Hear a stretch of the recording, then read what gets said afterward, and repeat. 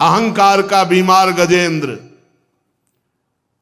जब ग्राह रूपी रोग ने पकड़ा, पूरा उपाय कर लिया, 1000 वर्ष तक उपाय ही उपाय, हाथी हाथिनियां सब प्रयास किए, अपना बल लगा लिया, विधाता की मानो फांसी, ग्राह ने पैर नहीं छोड़ा, 1000 वर्ष तक खींचातानी चलती रही। हाथी थल में बलवान होता है और ग्राह जल में बलवान होता है। यहां तक घसीट ले गया, हार चुका, शिथिल हो गया गजेंद्र, अहंकार का रोग उतरा। ये बहुत विचित्र होता है। हम तुम तो मां के गर्भ से पैदा हुए हैं, द्रौपदी जी यज्ञ कुंड से पैदा हुई है, दिव्य हैं, लेकिन महल में जब केस पकड़ के दुशासन ने घसीटा तो द्रौपदी जी को यह बल था कि 5 पांडव, भीष्म जैसे धर्मात्मा, बल रहता है, कोई है, अपना कोई है। आखिरी में जब देखा द्रौपदी जी ने पूरा इतना सब होने के बाद कि कोई मेरा नहीं, तब पुकारा। 1000 वर्ष गजेंद्र के बीतते नहीं, मिनट में हरि बचा लेते, लेकिन ये अहंकार का रोग, ये अहमता ममता ये नष्ट नहीं होती। अहम मम, मेरा कोई है, मैं कुछ कर सकता हूं, अहम मम ये भगवान से जुड़ने नहीं देता। एक अहमता ममता ये जग में है दुख जाई, ये जब श्री जी की ओर लगे तो होत परम सुखदाई। बड़े ये दलित दुर है, अहमता ममता भगवान से विमुख करती रहती है। जब गजेंद्र ने देखा कि अब एक झटके में मैं डूब जाऊंगा, तो उसको पूर्व जन्म में जो स्तोत्र जप करता था उसकी याद आ गई। उसने विचार किया कि अगर बचा सकते हैं तो केवल हरि बचा सकते हैं। ओम नमो भगवते तस्मै यत् एतच्चिदात्मकं पुरुषायादि बीजाय परेशायाभि धीमहि यस्मिन्निदं यतश्चेदं येनेदं या इदं स्वयं योस्मात् परस्माच् परस्तं प्रपद्ये स्वयं भुवम्। जो जगत के मूल कारण है, सबके हृदय में पुरुष रूप से विराजमान है, समस्त जगत के एकमात्र स्वामी हैं, जिसके कारण संसार में चेतना का विस्तार हो रहा है, उनमें प्रणव स्वरूप ओंकार स्वरूप भगवान को नमस्कार करता हूं, प्रेम से उनका स्मरण करता हूं। ये संसार यस्मिन् निदम यतश्चेदम येनेदम या इदम स्वयं, आहा, स्वयं भगवान ये संसार बने हुए हैं, स्वयं भगवान, बस यही बात समझनी। भगवान में स्थित है, भगवान ही व्याप्त हैं, भगवान ही संसार रूप बने हुए हैं। ये सब होने पर भी इस माया से सर्वथा परे हैं। स्वयं प्रकाश, स्वयं सिद्ध, ऐसे सत्तात्मक भगवान श्री हरि की मैं शरण लेता हूं। ये विश्व प्रपंच उन्हीं की माया से उनमें अध्यस्त है। ये कभी प्रतीत होता है और प्रलय हो जाने पर ये कभी प्रतीत नहीं होता, परंतु वो एक रस रहते हैं। सृष्टि रहने पर भी और सृष्टि का प्रलय हो जाने पर भी वो इसके साक्षी हैं, वो दोनों को देखते रहते हैं, सबके मूल हैं और अपने भी मूल वही हैं, उनका कोई दूसरा मूल नहीं है। वे समस्त कार्य और कारणों से अतीत प्रभु मेरी रक्षा करें। प्रलय के समय लोकपाल और इन सब के कारण संपूर्ण रूप से नष्ट हो जाते हैं, उस समय केवल अत्यंत घना गहरा अंधकार अंधकार रहता है, परंतु अनंत परमात्मा उससे सर्वथा परे विराजमान रहते हैं। वे ही प्रभु मेरी रक्षा करें। भगवान की लीलाओं का रहस्य जानना बहुत कठिन है। वे नट की भांति अनेकों वेश धारण करते हैं। भगवान के स्वरूप को ना तो देवता जानते, ना ऋषि जानते, फिर दूसरा प्राणी कौन जान सकता है। जो वहां तक जा सके और उसका वर्णन कर सके, ऐसी किसी की सामर्थ्य नहीं। ऐसे मेरे प्रभु मेरी रक्षा करें। जिनके परम मंगलमय स्वरूप का दर्शन करने के लिए महात्मा गण संसार की समस्त आसक्तियों का परित्याग कर देते हैं और एकांत में अखंड भाव से ब्रह्मचर्य आदि अलौकिक व्रतों का पालन करते हुए अपने आत्मा को सबके हृदय में विराजमान देखकर स्वाभाविक ही सबकी भलाई करते हैं, वे मुनियों के सर्वस्व भगवान मेरे सहायक है, मेरी गति है। न उनके जन्म है, न कर्म है, न नाम है, न रूप है, फिर भी उनके विविध नाम है, विविध रूप है, विविध जन्म है, विविध कर्म है। विश्व की सृष्टि और संहार करने के लिए समय समय पर वो अपनी माया को स्वीकार करते हैं। उन्हीं अनंत शक्तिमान सर्वेश्वर परब्रह्म परमात्मा को मैं नमस्कार करता हूं। वो अरूप हैं, उनके कोई रूप नहीं, और वो बहुरूप हैं, उनके बहुत से रूप हैं। वो अकर्म हैं, वो कोई कर्म नहीं करते और सर्व कर्म उन्हीं से होते हैं और उनके कर्म बड़े अत्यंत आश्चर्य में होते हैं। ऐसे सर्वाश्चर्य में भगवान की मैं शरण में हूं, मैं उनको नमस्कार करता हूं। स्वयं प्रकाश, सबके साक्षी परमात्मा को मैं नमस्कार करता हूं। मन वाणी चित्त से अत्यंत दूर उन भगवान को मैं नमस्कार करता हूं। विवेकी पुरुष कर्म संन्यास अथवा कर्म समर्पण के द्वारा अपने अंतःकरण को शुद्ध करके जिन्हें प्राप्त करते हैं, स्वयं तो नित्य मुक्त परमानंद ज्ञान स्वरूप हो जाते हैं, वो दूसरों को भी भगवत प्राप्ति करा देते हैं।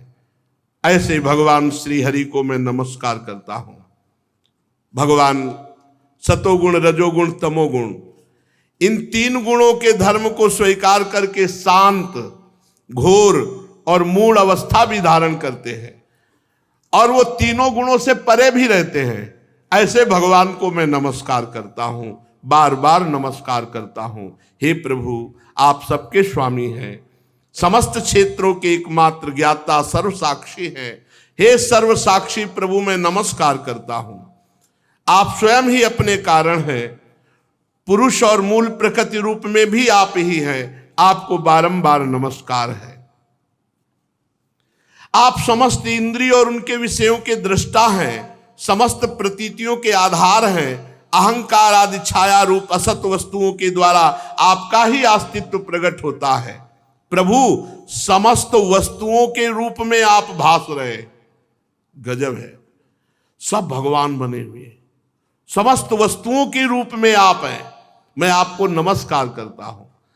आप सबके मूल कारण हैं, आपका कोई कारण नहीं, तथा कारण ना होने पर भी आप में विकार या परिणाम नहीं होता, इसलिए आप अनोखे हैं। आपको मेरा बार बार नमस्कार है। जैसे समस्त नदी झरने कहीं भी हों, वो सब समुद्र से ही निकले, समुद्र में ही जाएंगे। समुद्र से सूर्य रश्मियां जल खींचती हैं, वर्षा करती हैं, उसी से तालाब, झरने, झील, नदियां और सबका पानी फिर वहीं पहुंच जाता है। वैसे ही आप समस्त वेद शास्त्रों के परम तात्पर्य हैं। आप मोक्ष स्वरूप हैं। संत जन आपकी शरण ग्रहण करते, अतः भगवान आपको नमस्कार है। जैसे यज्ञ के काष्ठ अरण्य में अग्नि गुप्त रहती है और मंथन करने पर प्रकट होती है, ऐसे इस जगत में माया से आप ढके हुए हैं, पर मंथन करे विचार ज्ञान तो आपका अनुभव होता है। प्रभु, गुणों में क्षोभ होने पर उनके द्वारा विविध प्रकार की सृष्टि की रचना का आप संकल्प करते हैं। जो लोग सन्यासी हैं, वो कर्म संन्यास करके, जो भक्त हैं वो कर्म समर्पण करके आत्म तत्व का ज्ञान प्राप्त करके वो वेद शास्त्रों के ऊपर उठ जाते हैं। ऐसे आत्मा के स्वरूप में आप ही सबके विराजमान हैं। ऐसे श्री हरि को मैं नमस्कार करता हूं। जैसे कोई दयालु पुरुष फंदे में पड़े हुए पशु का बंधन काट दे, वैसे ही आप शरणागतों के माया बंधन को काट देते हैं। आप नित्य मुक्त हैं, परम करुणामय हैं। भक्तों का कल्याण करने में आप कभी आलस्य नहीं करते। आपके चरणों में मेरा नमस्कार है। समस्त प्राणियों के हृदय में अपने अंश के द्वारा अंतरात्मा के रूप में आप उपलब्ध होते हैं। ऐसे सर्वेश्वर पूर्ण अनंत महिमाशाली भगवान को मैं नमस्कार करता हूं। जो स्त्री में आसक्त है, शरीर में आसक्त है, पुत्र में आसक्त है, बड़े बूढ़ों, माता पिता, ग्रह संपत्ति, इनमें आसक्त है और वो आपका भजन नहीं करता, बड़ी कठिन माया है, पार करना बड़ा मुश्किल है और वो दुर्गति को प्राप्त होते हैं। क्योंकि जब तक आपका भजन नहीं होगा, जब तक आप में आसक्ति नहीं होगी, तब तक माया मुक्त नहीं हुआ जा सकता। जीवन मुक्त पुरुष सदैव आपका निरंतर हृदय में चिंतन करते रहते हैं। ऐसे सर्वेश्वर ज्ञान स्वरूप श्री भगवान को नमस्कार है। जिनकी अत्यंत छोटी कला से अनेकों नाम रूप के भेद ब्रह्मादि देवता चराचर लोक की सृष्टि होती है, उन भगवान को मैं मन से, बुद्धि से, इंद्री से, शरीर से नमस्कार करता हूं। आपकी माया अहंकार प्रकट करती है, जिससे जीव अपने स्वरूप को भूल जाता है और देह भाव में आ जाता है। जीव अपने स्वरूप को ना जानने के कारण आप सर्वशक्तिमान महामाधुर्य में भगवान के सुख से वंचित रह जाता है। परीक्षित, गजेंद्र ने बड़ी ज्ञानमयी भगवान की स्तुति की। भिन्न भिन्न नाम रूपों में भगवान ही प्रकाशित है, पर गजेंद्र की स्तुति सुनकर के स्वयं भगवान दौड़ पड़े। विश्व के एकमात्र आधार भगवान गजेंद्र की तरफ दौड़े, देखा कि वो बहुत पीड़ित है। वेदमय गरुड़ पर सवार होकर चक्रधारी भगवान बड़ी शीघ्रता से दौड़ पड़े। सरोवर के भीतर बलवान ग्राह ने गजेंद्र को पकड़ रखा था। गजेंद्र बस डूबने ही वाला था। उसने देखा कि आकाश में गरुड़ पर सवार, हाथ में सुदर्शन चक्र लिए हुए भगवान श्री हरि। उसने उस सरोवर से पुष्प सूर्ण में लिया और ऊपर उठाया और बड़े आर्त भाव से भगवान को पुकारा, हे हरि, हे नारायण, हे जगत गुरु, हे भगवान, आपको नमस्कार है। कूद पड़े भगवान, गरुड़ जी को छोड़ दिया और एक हाथ से पकड़ करके ग्राह और गजेंद्र दोनों को बाहर निकाला और सुदर्शन चक्र से ग्राह को परम पद दिया और गजेंद्र को भगवान दुलार किए। परीक्षित, ब्रह्मा शंकर आदि बड़े बड़े देवता भगवान श्री हरि के ऊपर पुष्पों की वर्षा करने लगे। सुदर्शन चक्र के स्पर्श से ग्राह को वो गति मिली जो बड़े बड़े ऋषि मुनि तपस्या करके चाह करते हैं। ग्राह तुरंत आश्चर्य में दिव्य शरीर धारण किया। ये हुहू नाम का श्रेष्ठ गंधर्व था। देवल ऋषि के शाप से उसको ये गति प्राप्त हुई थी। भगवान के प्रिय पार्षद सुदर्शन चक्र के स्पर्श से वो शाप मुक्त हो गया। सर्वेश्वर भगवान के चरणों में प्रणाम किया, जो ग्राह शरीर छोड़ करके दिव्य तेजों में गंधर्व। इसके बाद भगवान के सुयश का यश गान करते हुए अविनाशी भगवान की कृपा से वो मनोहर रूप धारण करके अंतर्धान हो गया। भगवान की कृपा से, सुदर्शन जी के स्पर्श से सारे पाप ताप उसके नष्ट हो गए थे। अब गजेंद्र भी भगवान का स्पर्श प्राप्त किया था, उसका भी अज्ञान बंधन नष्ट हो गया और वो आत्मस्वरूप का बोध प्राप्त, बोधवान महापुरुष। और वो उसी समय हाथी के शरीर को छोड़कर पीतांबरधारी चतुर्भुज श्याम शरीर भगवत पार्षद रूप गजेंद्र भी, ये गजेंद्र को भगवान की स्मृति कैसे आ गई? पशु स्वरूप में तो आना ही नहीं चाहिए। तो कह रहे हैं ये पूर्व जन्म में द्रविड़ देश का पांड्यवंशी राजा था, उसका नाम इंद्रद्युम्न था। वो भगवान का श्रेष्ठ उपासक, अत्यंत यशस्वी राजा था। अब जब भगवान में मन लगता है तो संसार के प्रति अरुचि होने लगती। तो राजपाट छोड़कर मलय पर्वत पर जाकर जटाएं बढ़ा ली और तपस्वी का वेश धारण करके मौन लेकर भगवान की आराधना करने लगा। लेकिन ये निषेध है। गृहस्थ धर्म में अपने आप जटा रखाना, अपने आप वेश धारण कर लेना, यह निषिद्ध है।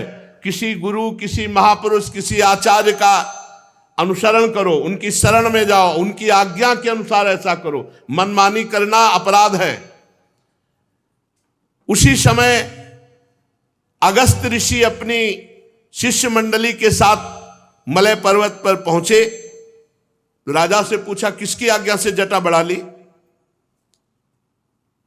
अब वो ऐसे तपस्वी अपने को समझ लिए कि ना खड़े हुए, ना प्रणाम, ना कोई। यही उद्दंडता हुई। दो प्रकार की उद्दंडता। माना तुम्हारा मन गृहस्थ में नहीं लग रहा था तो किसी विरक्त महापुरुष के पास जाते, उनकी आज्ञा के अनुसार परिवर्तन करते। अब वो अपने आप गृहस्थ धर्म के वेश का त्याग कर विरक्त धर्म के वस्त्र धारण कर लिए। और तब उन्होंने कहा कि प्रजापालन, गृहस्थोचित, अतिथि सेवा धर्म का परित्याग करके ये तपस्वी की तरह वेश धारण किसके द्वारा किया? इंद्रद्युम्न वैसे बैठे रहे, कहा हाथी की तरह बैठा है। बहुत क्रुद्ध हुए। जा, गुरुजनों से शिक्षा नहीं ली, दीक्षा नहीं ली, अभिमानवश इस तरह का वेश तपस्वी का धारण कर लिया और अपमान करता है ऋषियों का। जा, जड़ बुद्धि, हाथी की योनि को प्राप्त हो। पर कैसे भी भगवान का सुमिरन किया जाए वो मंगल करता है। साप वरदान देने में समर्थ अगस्त ऋषि के शाप से ये इंद्रद्युम्न हाथी की योनि को प्राप्त हुए। पर भगवान के नाम जप का ऐसा प्रभाव कि अगले जन्म में अंतिम समय में भगवान की याद आ गई, सब काम बन गया। हाथी की योनि में भगवान की स्मृति आ गई। बड़े सुंदर स्तोत्र का गायन किया और भगवान का साक्षात्कार हो गया और वो परम पद को चतुर्भुज रूप नारायण रूप होकर भगवान के धाम को गए।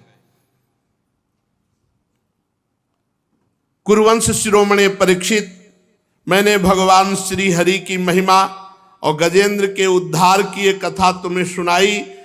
ये प्रसंग जो सुनेगा तो उसे यश, उन्नति और मनोकामनाएं उसकी पूर्ण होंगी। अगर कोई प्रातःकाल पवित्र होकर इसका रोज पाठ करेगा तो उसके समस्त संकट निवृत्त हो जाएंगे। जो प्रातःकाल इंद्रिय निग्रह पूर्वक एकाग्रचित से भगवान श्री हरि, गजेंद्र, सरोवर, पर्वत, त्रिकूट पर्वत और कंदरा और यहाँ की जो लीलाएं, वृक्षादि, इनका स्मरण करेगा वो मेरे परम धाम को प्राप्त होगा। बड़ा मंगलमय प्रसंग है। प्रातः काल की बेला पर भगवान शंकर का स्मरण, क्षीर सागर, श्वेत धूप, श्रीवत्स, कौस्तुभमणि, बनमाला, कौमुदकी गदा, सुदर्शन चक्र, पांचजन्य, शंख, पक्षीराज, गरुण, भगवान शेष जी, लक्ष्मी देवी, ब्रह्मा जी, देवर्षि नारद, भक्तराज प्रहलाद, मत्स्य, कच्छप, वाराह अवतार, सूर्य, चंद्रमा, अग्नि, ओंकार, सत्य, मूल, प्रकृति, गौ, ब्राह्मण, अविनाशी, सनातन धर्म, सोम, कश्यप, धर्म की पत्नी, दक्ष कन्याएं, गंगा जी, सरस्वती, यमुना जी, अलकनंदा, एरावत हाथी, भक्ति शिरोमणि, ध्रुव, 7 ब्रह्म ऋषि और नल, युधिष्ठिर, जनक आदि महापुरुषों का जो स्मरण करता है वो समस्त पापों और संकटों से मुक्त होकर अंत में मेरे स्वरूप को प्राप्त होता है। प्यारे परीक्षित, ये जो गजेंद्र मोक्ष की कथा है ब्रह्म मुहूर्त में यदि सुना जाए, जो आज जैसे सुनी गई, तो मृत्यु के समय उसे भगवान की याद आ जाएगी। मृत्यु के समय उसे भगवान की याद आ जाएगी। यदि ब्रह्म मुहूर्त 4 बजे से लगता है, अपनी 4:15 4:20 से शुरू हो जाती है।